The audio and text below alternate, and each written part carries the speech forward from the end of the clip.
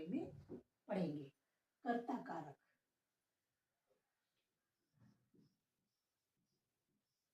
राम ने आम खाया। पहला वाक्य है हमारा, राम ने आम खाया। यहाँ पर आम खाने का काम हुआ है, तो यह आम खाने का काम किसने किया है? राम ने किया है। तो राम हमारा क्या है? राम क्या है हमारा? कर्ता कारक है। काम किसके द्वारा हुआ है? राम के द्वारा हुआ है। तो राम हमारा कर्ता कारक है।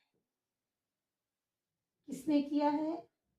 राम ने। क्या किया है? आम खाया है। अब कर्ता कारक है और ये ने विभक्ति चिन्ह है।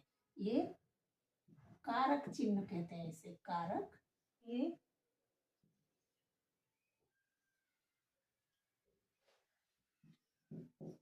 किसान ने खेत में बंदर को देखा। तो इस वाक्य में हम देखेंगे कर्ता कारक कौन है। किसने? किसान ने। किसान ने खेत में बंदर को देखा। तो यहाँ पर ने हमने अभी बताया था, ये है हमारा कारक चिन्ह। ने क्या है? कारक चिन्ह। किसका कारक चिन्ह है? कर्ता का। और में भी कारक चिन्ह है और को भी कारक चिन्ह है।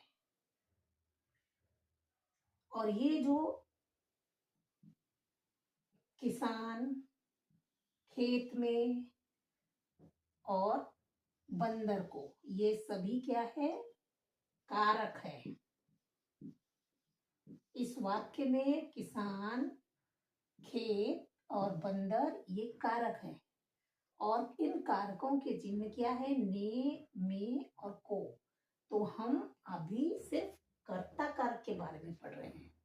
तो कर्ता कारक कौन है? किसान है। किसने देखा बंदर को?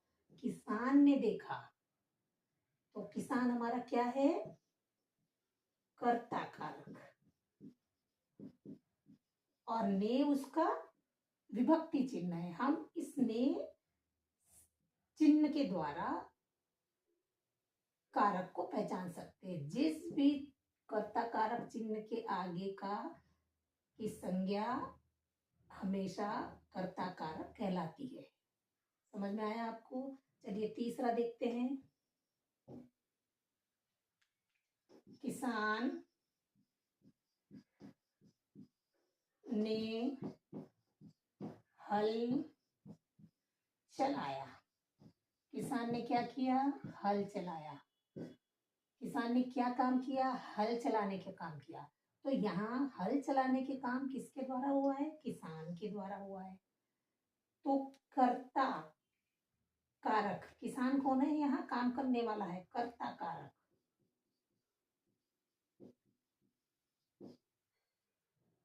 और ये कर्ता कारक का संबंध किससे बनता है? क्रिया से। क्रिया का संबंध कर्ता से बनता है सीधे। तो इन दोनों का संबंध, एक दूसरे का संबंध बनाने के लिए हमें पहचानने के लिए एक चिन्ह दिया गया है। वो चिन्ह क्या है? ने। तो इसे हम कारक चिन्ह या विभक्ति चिन्ह कहते हैं। ये क्या है? हमारा कारक चिन्ह। तो यहाँ पर हमने देखा कर्ता कारक, और कर्ता कारक का विभक्ति चिन्ह क्या है? कर्ता कारक का विभक्ति चिन्ह है ने, कर्ता ने। तो यहाँ आप समझ गए होंगे कर्ता कारक कौन है? किसान है, और ने उसका विभक्ति चिन्ह है। अब आगे देखेंगे हम। दूसरा है कर्म कारक। कर्म कारक, कर्म कारक का विभक्ति चिन्ह क्या है? को है। कर्म कारक क्या है? तो कर्म कारक वह है जिस पर क्रिया का प्रभाव पड़ता है। जिस पर क्रिया का प्रभाव पड़ता है, जिस शब्द पर, संज्ञा पर क्रिया का प्रभाव पड़ता है, वह कर्म कारक कहलाती है। तो हम वाक्य से समझेंगे। पहला वाक्य है हमारा, किसान किसान ने बैल को मारा। किसान ने बैल को मारा। क्रिया क्या है? मारने की क्रिया है। किसके द्वारा की गई है? किसान के द्वारा। तो कर्ता कारक कौन है? यहाँ पर कर्ता कारक किसान है और उसका विभक्ति चिन्ह है ने। हमें कर्म कारक सीखना है। इस वाक्य में हमें कर्म कारक ढूंढना है। तो क्रिया है हमारी मारा। तो जिस शब्द पर क्रिया का प्रभाव पड़ता है वह कर्म कारक होता है। तो क्रिया का प्रभाव किस पर पड़ रहा है? बैल पर। तो बैल क्या हो जाएगा हमारा? कर्म कारक। और दोनों के बीच में ये जो विभक्ति चिन्ह है, ये इसके द्वारा, गाय के मारने के द्वारा, ये किसको मारा? किसान ने किसको मारा? बैल को। तो ये एक दूसरी पहचान हम उसके विभक्ति चिन्ह के द्वारा भी कर सकते हैं। तो ये विभक्ति चिन्ह क्या है? यह है कारक चिन्ह। किसका कारक चिन्ह है? कर्म का। बैल कर्म कारक है और को कारक चिन्ह है। क्या बताया था मैंने? जिस पर क्रिया का प्रभाव जिस संज्ञा पर पड़ता है वह कर्म कारक कहलाती है। समझ में आ गया आपको? अब दूसरा देखिए,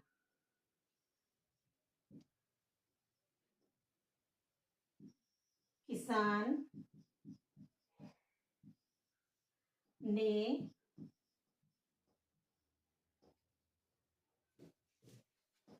फसल को बेचा। किसान ने फसल को बेचा। यहाँ पर क्या क्रिया हुई है? बेचने की क्रिया हुई। काम बेचने का हुआ है, यह क्रिया है। और संज्ञा, क्रिया का प्रभाव जिस शब्द पे पड़ता है वह कर्म कारक कहलाता है। तो किसान ने किसको बेचा? फसल को बेचा। अब ये तो हमें पता है कि किसान कौन है? किसान हमारा कर्ता कारक है। और हमें क्या ढूंढना है? कर्म कारक। अब कर्ता कारक का विभक्ति चिन्ह ने है। ये कर्ता कारक और उसका विभक्ति चिन्ह है।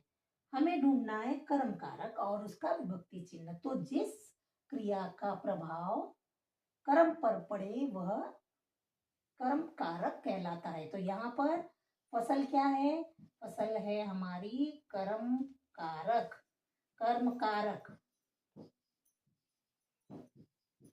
और कर्म कारक का विभक्ति चिन्ह क्या है? को। कारक चिन्ह क्या है? को। तो इस तरीके से आप कर्म कारक को पहचान सकते हैं। एक इसका चिन्ह भी है। दोनों के बीच में क्रिया से किसका संबंध हो रहा? फसल का। तो इसके बीच में जो पहचान का चिन्ह होता है वो चिन्ह कर्म कारक चिन्ह है। तो कर्म कारक का चिन्ह क्या है? को।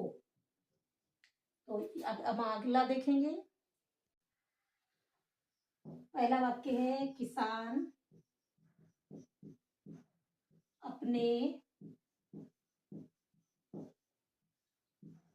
कर्म या काम या मेहनत, किसान अपनी मेहनत से अमीर है। किसान अपनी मेहनत से अमीर है। इस वाक्य में कर्ता क्या है? किसान है और वह अपनी मेहनत से अमीर है। क्रिया क्या है यहाँ? अमीर होने की क्रिया। वह अमीर है किससे? मेहनत से। मेहनत से। तो जिस क्रिया पर, जो क्रिया है या जिस कारण कोई काम हुआ है, कोई क्रिया जिस कारण हुई है, ये कारण का आप कारण भी कह सकते हैं। कारण। तो जिस कारण से क्रिया हुई है उसको कर्म कारक कहते हैं। किस कारण से क्रिया हुई है?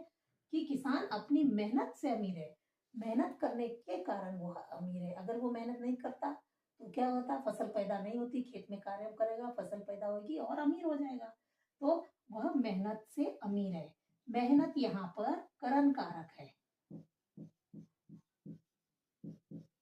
और से उसका विभक्ति चिन्ह है या कारक चिन्ह है।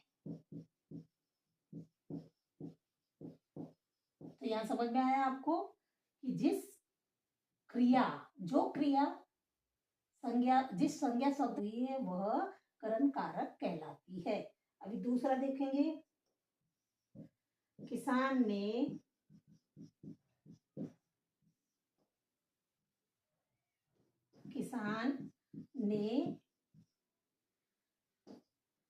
आवाज से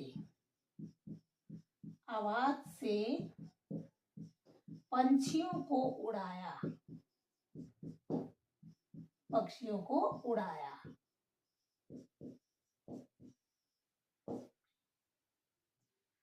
तो किसान ने क्या करा, आवाज करके पंछियों को उड़ाया है। उसका काम क्या हुआ है, यहाँ क्रिया क्या हो गई, पंछियों को उड़ाने की। तो किस माध्यम से पंछियों को उड़ाया है, ये देखना है हमको। किस माध्यम से पंछियों को उड़ाया है, उसका साधन क्या है उड़ाने का, उसका माध्यम क्या है। उसने आवाज की और चिड़िया वहां से भाग गई आवाज के माध्यम से। तो ये आवाज क्या है, करण कारक है। आवाज के कारण करण कारक, और से उसका विभक्ति चिन्ह है, कारक चिन्ह या विभक्ति चिन्ह। तो आप ये भी आसानी से समझ सकते हैं कि जहां पर से विभक्ति चिन्ह होगा उसके आगे का शब्द क्या बन जाएगा, करण कारक बन जाएगा। जहां ने विभक्ति चिन्ह होगा उसके आगे का चिन्ह कर्ता कारक हो जाएगा।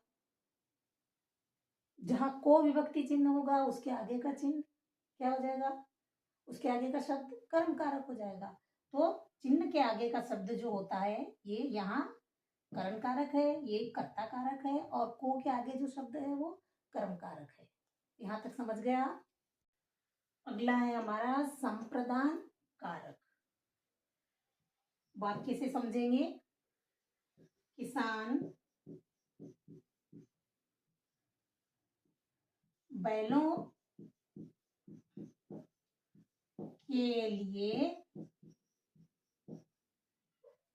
के लिए चारा लाया या लाता है। किसान ने क्या कार्य किया, बैलों के लिए चारा लाया। तो किसान क्या है, कर्ता कारक है और चारा लाना एक क्रिया है। तो संप्रदान कारक में जो क्रिया किस उद्देश्य से हुई है, किसके लिए हुई है, वह संप्रदान कारक कहलाता है। क्रिया को किस उद्देश्य से किया गया है, किस कारण किया गया है, तो वह संप्रदान कारक कहलाता है। तो यहाँ पर उद्देश्य क्या है किसान का उद्देश्य है किसके लिए लाना, बैलों के लिए। किसके लिए लाया है चारा, बैलों के लिए। तो ये हमारा बैल क्या है, संप्रदान कारक है।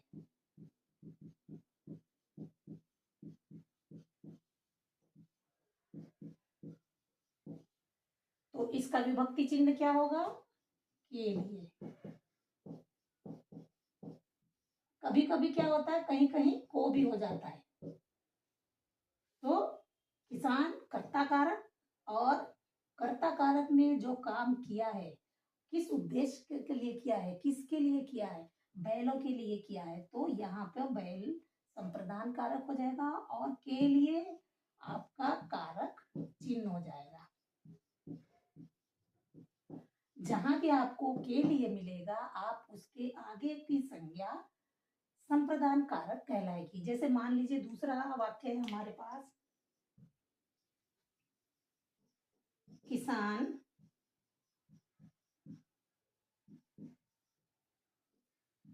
दूध के लिए, या किसान दूध को गाय